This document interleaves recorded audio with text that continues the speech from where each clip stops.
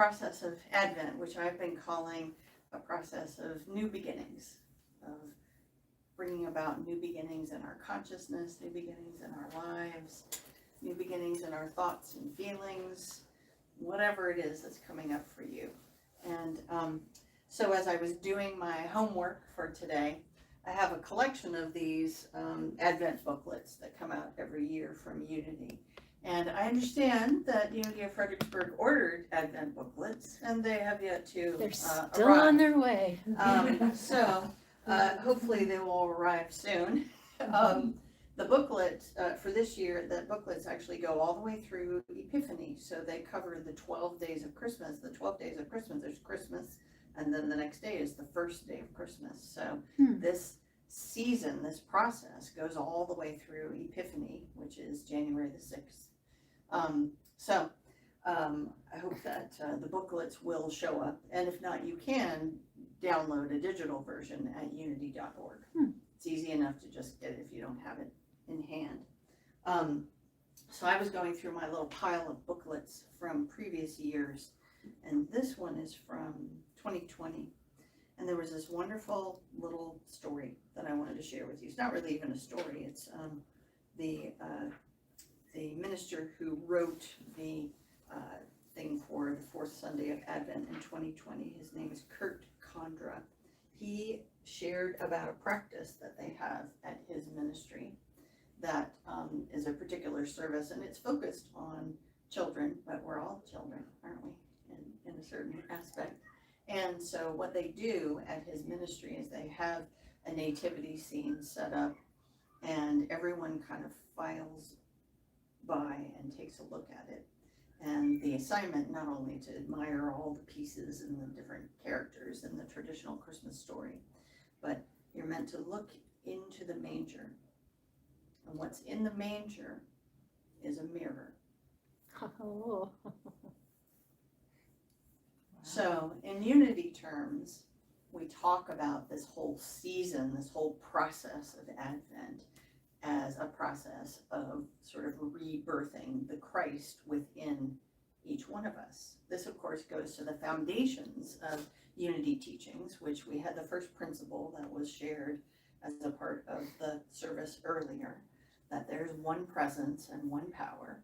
And the second principle in Unity is that it is expressing at the point of each one of us. So through our lives, we are constantly engaged in a process of expressing the energy of the universe, expressing that which is God through us, through how we show up in the world, and through our thoughts and feelings. And so during this time of the year, we are especially focused on that sort of rebirthing process. And I just loved that explanation of seeing, basically looking into the manger and seeing the face of God. Because the face of God, you can see it right there in your eyes. It doesn't mean it's about your ego or your personality or how important or special you are as a person humanly, but that expression of God being individualized in each one of us. And that this whole process is about sort of bringing that forward. So we've gone through this wonderful process where we've talked about hope and faith and peace and love. And I brought in last week also the power of life. And then today we're talking about joy, and I'm also going to talk about light also.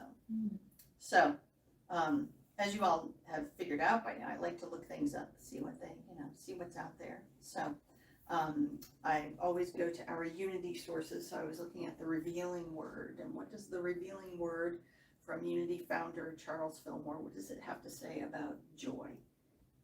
So it defines joy as the happiness of God expressed through its perfect idea. And the perfect idea of God is the Christ.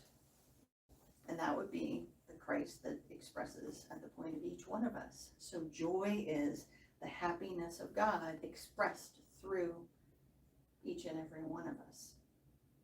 It also says joy and gladness are strength giving. especially if the mind is fixed on things of the spirit. So when we talk about joy, we're talking about more than your everyday kind of happiness. We're talking about something that's bigger and more life-sustaining.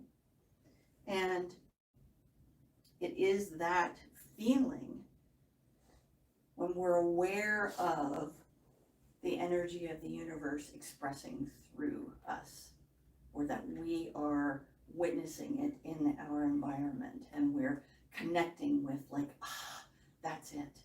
Those little moments of joy and awe that show up as we witness in our human lives things of nature. I was surprised this morning when I got up and went into my meditation time that there was actually, in mid-December, there was bird song outside there were birds outside my window. And it was like, wow, you don't hear that quite so much this time of year, but there it was. So that was like there was that little moment of joy. And, we feel these, so it's when you're really kind of in the zone and recognizing it as what it is, as that wonderful, joyful energy of the universe that you're either expressing yourself or witnessing in the world around you. And it shows up in those little tiny moments, like we were talking about, just hearing a bird sing, or just, having a wonderful interaction with a loved one, whether it's a pet or a child or a friend or a partner. But so it's important for us to recognize those little moments of joy. And joy also has this wonderful capacity to show up even in our darkest and most challenging times. Joy will show up in surprising ways. And my first awareness of this came in 1999. And I'm not sure if I've told you all about this or not, because I lose track of when I've shared, who I've shared with, or what I've shared. But It's worth hearing again. so exactly, you'll get to hear it again. So you all have seen a picture of my family today. And in 1999, my then 6-year-old daughter was diagnosed with a brain tumor.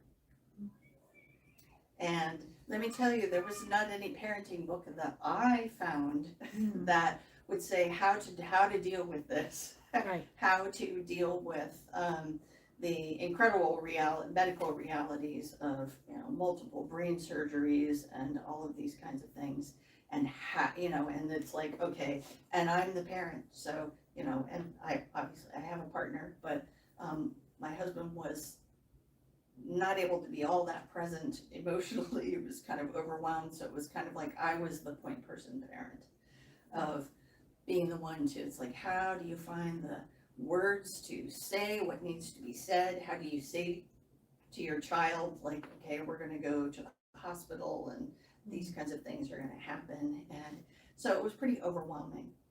And in my moment, and I had been in Unity for a few years.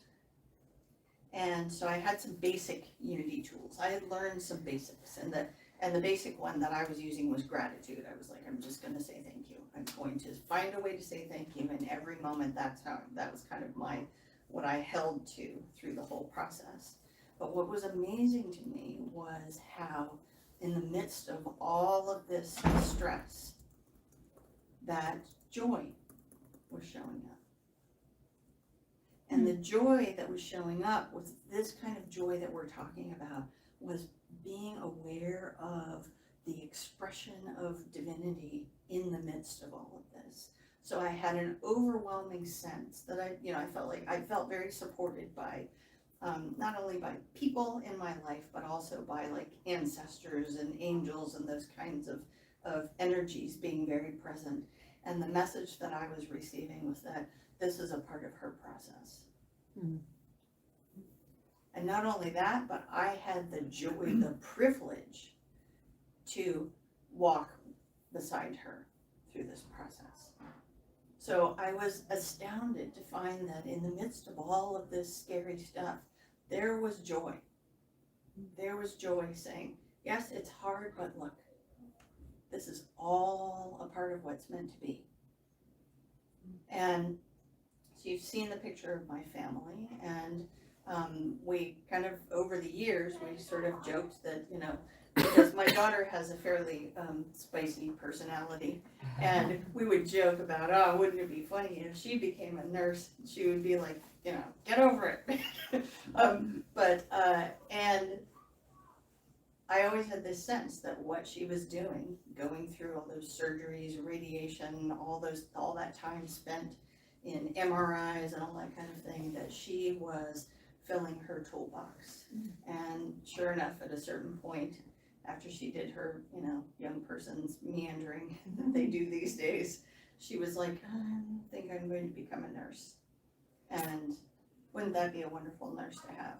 A nurse who's like been there, who knows what, so that was all the joy that was kind of, surprisingly present in one of the most stressful times of my life. That's what it was saying, was like, just, this is a part of what she's doing to go where it is that she's meant to go. So I bring that forward as an example of, and she did her nursing school graduation on Friday, so those of you who are connected with me on social media can see a picture. Yes. She got her hair and her nails did and everything for that. So then I would ask you, have you, in dark and challenging times of your life, have you had the capacity to witness joy being there? To kind of witness the I'm very auditory, so I always kind of feel like I'm sensing, angel song in the air. Like, this is like, just hold steady, because this is all part of a bigger process. And so just think about that. And when you're having, rough times, the joy of being able to be hand in hand with someone when they are being, as a caregiver, to walk with them along their path. Even if their path is, to eventually lay down the body and move on, but just the joy of being able to be present with another person.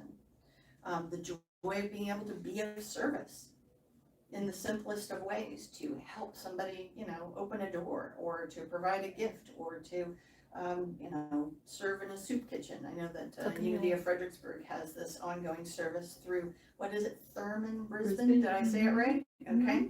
So, just there's joy present in those kinds of activities. So recognizing all of that is super important, but there might be times where it really is kind of hard to, like, I'm not feeling the joy. Right. It's not always easy, and particularly in the moment, it is not always easy to be feeling the joy. So that's why I like to talk also today about light.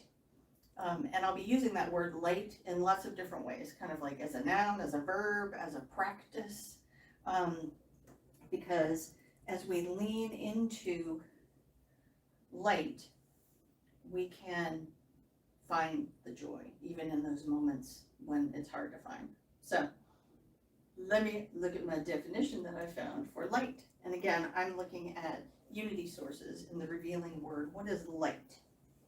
So from the Revealing Word says, light is the understanding principle in mind. The understanding principle in mind. So it's that's one of the 12 powers, your power of understanding. So the Revealing Word is equating the power of understanding with light. Now we've been in the midst of a year-long process of looking at the 12 powers. We haven't gotten to understanding yet, so this is like a preview. It also says in this definition, and I'll talk more about all of this, it says in divine order, it always comes first into consciousness. Light always comes first. So that would be referring back to, for those of you who appreciate scripture, biblical scripture, this goes all the way back to Genesis. Let there be light. So in our own consciousness, and again, Advent is this process of new beginnings. It's this moment of shining light, shining understanding into your circumstances, so that you can bring forth something new. So, and we do this, we use light, we use this practice of light without even thinking about it or recognizing it. I mean, what do we do in our human lives this time of year when the days are short and the nights are long? We throw up holiday lights, right? All over the place. So it might be as simple as a candle, or it might be a huge light display, and or you might go somewhere where there's a big light display. But this is a practice of using light in our outer world to brighten up and show us our way towards joy. Because yeah, the days are pretty short, the nights are pretty long. So what are we gonna do with all that darkness? Let's decorate the heck out of it, right? And this is not limited to any particular faith. There are light festivals through almost pretty much all faiths throughout the world. So humans just naturally lean into this. Let's put up some nice lights. So even just this week, we of course are talking about a process that's associated with Christmas, that's associated with Christianity. Tomorrow is the first night of Hanukkah, so that's their festival of lights in the Jewish faith, which is closely tied to Christianity, since the whole Old Testament is, I mean, it's all Hebrew scripture. And then for those who are more into the natural world, then this week is the winter solstice. Yes. So it's all about that shifting of light and shifting to the days becoming longer and the movement of the earth and the sun and all of that. And then a week from tomorrow is the beginning of Kwanzaa. Also, a celebration that involves candle lighting and honoring different qualities of values and things like that. So we just, as humans, we just lean into this. We're all about the lights this time of year. So it's a practice that we're doing whether or not we're thinking about it or not. So we've been talking about this process of Advent. So going all the way back to November, just a quick review. I'd like to review where we've been, because it's kind of, it's a long process. In November, the power that we talked about was release. So first thing you want to do when you get ready to create something new is let's let go of some baggage. What do we need to let go of? And then with the first Sunday of Advent, we kind of recognize the darkness. Let's look into the darkness, look into our own shadows, see what's there with hope and faith. And then Reverend Pamela was here, and she talked about the peace and basically she talked about nesting, creating a nest, creating moments of peace. So you're kind of creating a nest, creating a manger for whatever new things you are bringing about with this process. Then last week we talked about using our powers of love and life as our guides. And then here we are in the fourth Sunday, and we're talking about shining this light of understanding, all of these kind of building blocks that you've been putting together in consciousness of what new things am I going to manifest. We're shining this light of understanding. Let's kind of look at everything that's come together and bring it into this place of understanding. Now, part of how we can take understanding to a deeper level is that this power of understanding is closely linked with compassion.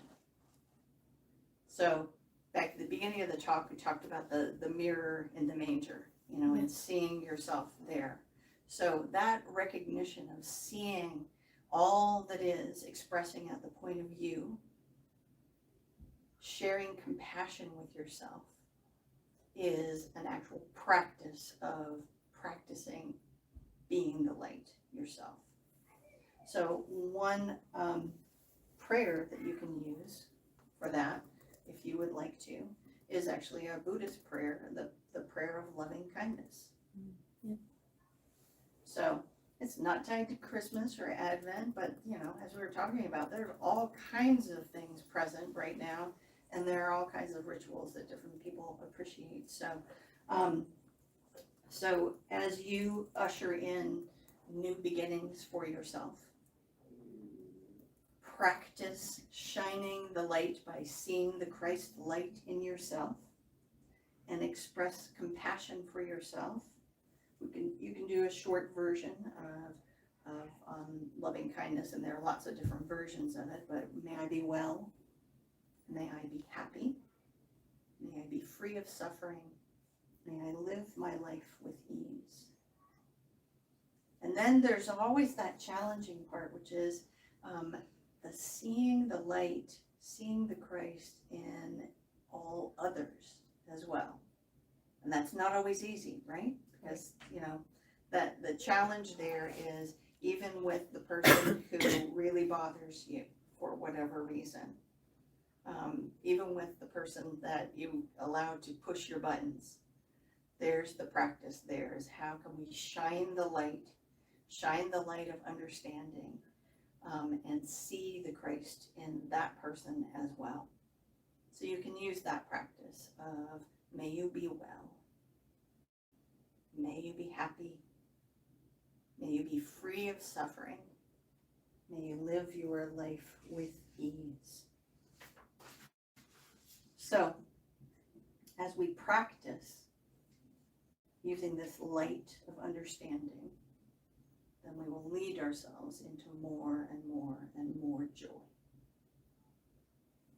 And we'll open up space so that we can experience more and more and more joy in our lives as we extend that light, seeing, into the manger and seeing the light of ourselves, creating new beginnings, seeing others in that same space, seeing the light of the Christ consciousness, as we say in unity, expressing at the point of each and every person. So you'll discover more and more joy. And as you follow your joy is going to lead you to these new beginnings that we've been talking about. So we're going to take all of that and move into a time of meditation. So I'm going to turn the lights down.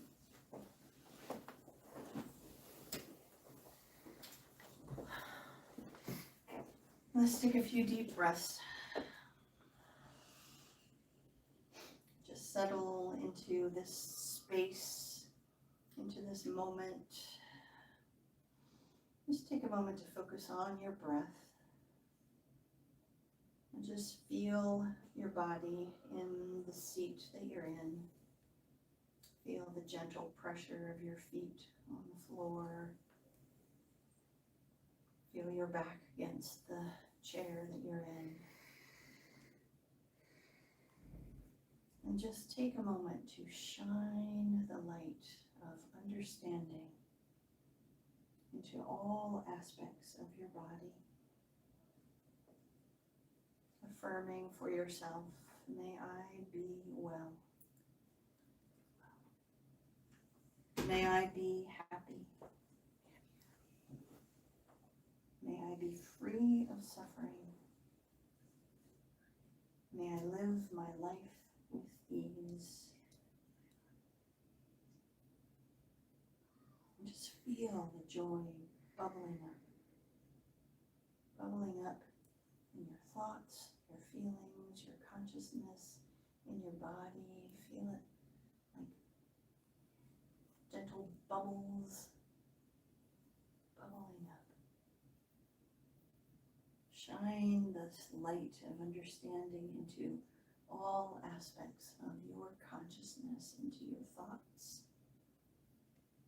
into your feelings, anything that you might be carrying with you this holiday season. Just shine the light of understanding and compassion into all aspects of your consciousness. Again, saying for yourself, may I be well. May I be happy. May I be free of suffering. May I live my life with ease. So let's just take that energy of shining the light and feeling the joy bubbling up through all layers of our circumstances, let's take that into the stillness together now.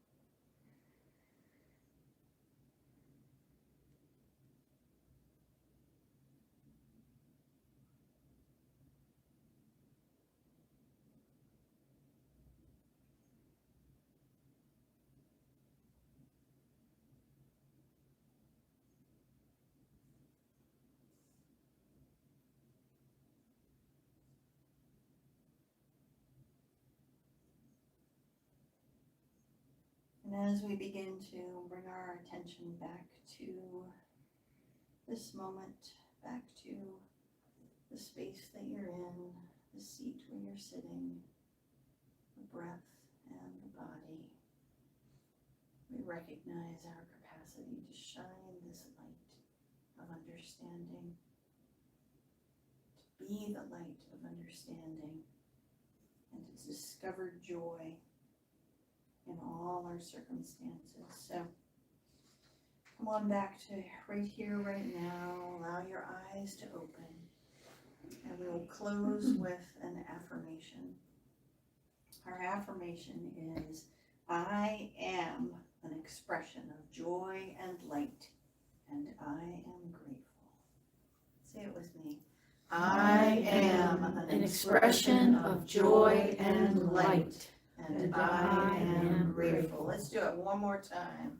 I am an expression of joy and light, and I am grateful. So it is, my friends. Yes. Oh, thank you, Natalie. Before I sit down, I just want to say thank you. I just want to say one more thing. So I'm super pleased to be hand in hand with you all going forward starting on January the 1st. So there'll be things coming out in the newsletter, but my plan for the beginning of January is January the 1st. We will do the Burning Bowl as a part of our service. Our service will be on Zoom, and Reverend Pamela will be there. She'll be actually doing the ritual of the Burning Bowl. And then on January the 8th, we'll be doing the White Stone ceremony. Yes. So, as I mentioned earlier, the Christmas booklet takes you all the way through Epiphany. So I encourage you, if you hopefully the physical copies will come in. If not, you can just go to unity.org and download it. Because so you can start kind of at the end of the book, there are the 12 days of Christmas, and it's the 12 powers through the 12 days of Christmas. So you all will be here. I won't be able to be with you for your Christmas Eve, but you'll have your Christmas Eve, you'll have your Christmas at home, and then download this booklet so that you can walk yourself through the 12 powers and the 12 days of Christmas. So that will be the 26th all the way through January the 6th, and we'll be together on the 1st. And so I encourage you. And they're also, for those of you that this might be useful for, this booklet also has a wonderful article about grief through the holiday season. So if that is something that is a companion for you through the holidays, there really is a wonderful article in there with some practices. So just want to mention that, and I will really look forward to being with you on Zoom on the 1st of January to get our year started off right. And then it sounds like we're going to have a super fun event on, what was it, the 15th? Yeah. We're going to have, what is it, game night, game Game afternoon? afternoon. Yes, so, And yay. food. Yes, and food, course. yes, so, yeah. In no way is our new way of being gonna be all online. It's just, we're gonna do our Sunday mornings online.